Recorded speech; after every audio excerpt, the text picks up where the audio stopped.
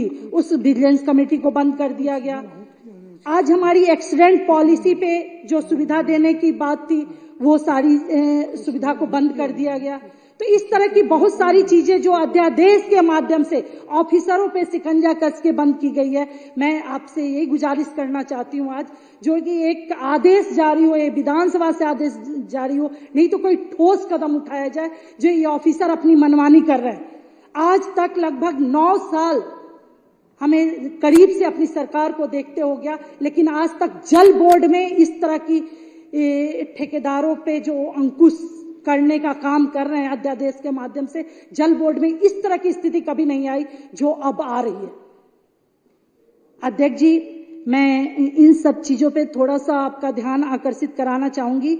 जो उपराज्यपाल जी के भाषण में, सभी भाषण में उन्हें दिल्ली सरकार की सभी कामों को अच्छा मान रहे हैं, लेकिन वो दिल्ली सरकार के कामों को क्यों रोकने की कोशिश कर रहे हैं, इस पे भी हम सबको ध्यान देने की जरूरत है। और इस सदन के माध्यम से ये अधिकारियों से पूछना पड़ेगा जो ये क्यों रोका जा रहा है।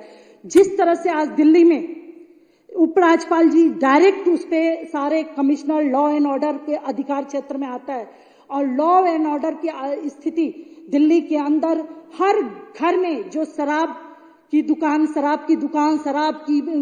खोलने की वजह से क्राइम हो गया, भ्रष्टाचार हो गया, ये हो गया, वो आज जगह जगह गलियों में, झुग्गियों के अंदर, अनऑथराइज एरिया के अंदर, घरों के अंदर नकली दारू शराब बिक रहे हैं। उस पे एलजी साहब कोई कार्रवाई नहीं कर पा रहे हैं।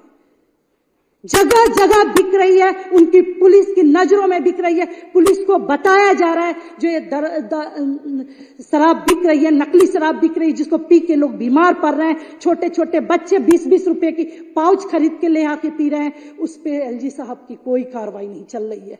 एलजी साहब जी दिल्ली सरकार के सभी कामों का उद्घाटन करना चाहते हैं क्योंकि अच्छा काम हुआ है, हर आदमी चाहता है हम उद्घाटन करें, लेकिन जो उनकी जिम्मेदारी है, जो उनकी डायरेक्ट जिम्मेदारी है दिल्ली के प्रति, वो एक भी नहीं निभा पा रहे हैं।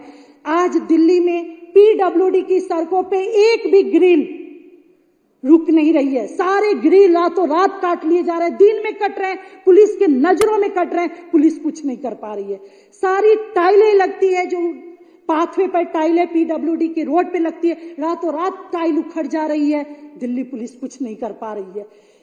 रोड पे ऐसे गायें घूम रही है जो आए दिन दुर्घटना हो रही है, लेकिन दिल्ली पुलिस कुछ नहीं कर पा रही, क्योंकि एमसीडी बार बार कहती है हमें पुलिस की सुरक्षा मिलेगी तभी तो हम कुछ कर पाएंगे। पुलिस हमें सुरक्षा नहीं देखती, क्योंकि गाय माफिया और जितने भी जानवरों के माफिया हैं वो इस तरह से हावी हो जाते हैं एमसीडी पे, जो वो कुछ नहीं कर पाते। तो आज दिल्ली की जो लॉ एंड ऑर्डर है वो बहुत चरमराई स्थिति में है। और सही बात है जो हमारी सरकार ने सीसीटीवी में लगाई, सीसीटीवी में सब कुछ दिख रहा है जो यहाँ क्राइम हो रहा है, लेकिन उस क्राइम पे कंट्रोल नहीं है किसी का। तो आज मैं आज सदन के माध्यम से एलजी साहब से ये कहना चाहती हूँ, एलजी साहब जी आप इन सब कामों पे ध्यान दीजिए। जिस तरीके से दिल्ली में अनऑथराइज अनलीगल काम चारों तरफ चल रहे हैं, उसको रोकने का काम एलजी साहब करें और तरीके से करें, अपनी जिम्मेदारी को समझें। दिल्ली की सरकार की सारी जिम्मेदारी है। हक को छीनने का काम तो कर लिया आपने, हक ले लिया, लेकिन कुछ दिल्ली वालों के लिए भी सोचिए। आज दिल्ली वाले हर चीज के आतंक से परेशान हैं। 280 में भी हमारे कुछ साथियों ने उठाया जो ये गायों का आतंक। आज कोई भी महिला एक सब्जी लेके जाए तो उनके पीछे गाय इतनी तेजी से दौड़ती है, जो कितने एक्सीडेंट हो रखे हैं, कितने एक्सीडेंट आए दिन होते रहते हैं। एक भी एक्सीडेंट की एफआईआर दर्ज नहीं होती उस एक्सीडेंट की। तो उन चीजों पे एलजी साहब का ध्यान आकर्षित करना चाहती हूं। जिस तरह से हम लोग, हमारी दिल्ली अरविंद केजरीवाल जी की सरकार बहुत तेजी के साथ काम कर रही है, और उन सब चीजों पे ध्यान देने की जरूरत है जो एलजी साहब नहीं कर पा रहे हैं। मैं फिर से अध्यक्ष जी आपसे गुजारिश करना चाहती हूं, जो लॉ एंड ऑर्डर का मामला है और जो काम ऑफिसर्स की लापरवाही की वजह से नहीं हो पा रहे हैं, सारे काम ठप पड़े हैं। चाहे जो टेंडर का काम हो, एक टाइम लिमिट में टेंडर का काम कोई भी नहीं हो रहा है। 3 महीने की जगह पर आज 9-9 महीने, 10-10 महीने कोई काम ही नहीं हो रहा है। तो इसीलिए अध्यादेश लिया था क्या? एक एक फाइल लेके पूछिए उनसे, ऑफिसर से, जो टाइम पे काम क्यों नहीं कर रहे हैं।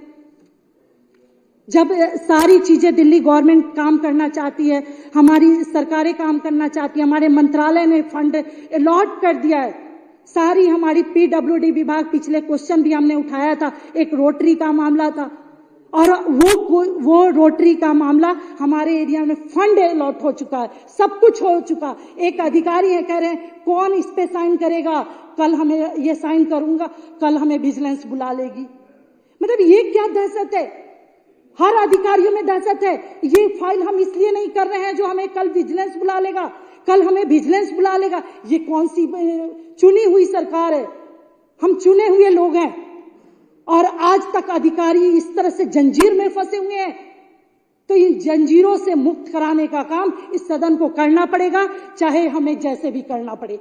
अध्यक्ष जी, मैं आज आपके माध्यम से चाहती हूं, जो इन अधिकारियों से पूछा जाए ये क्यों डरे पड़े हैं।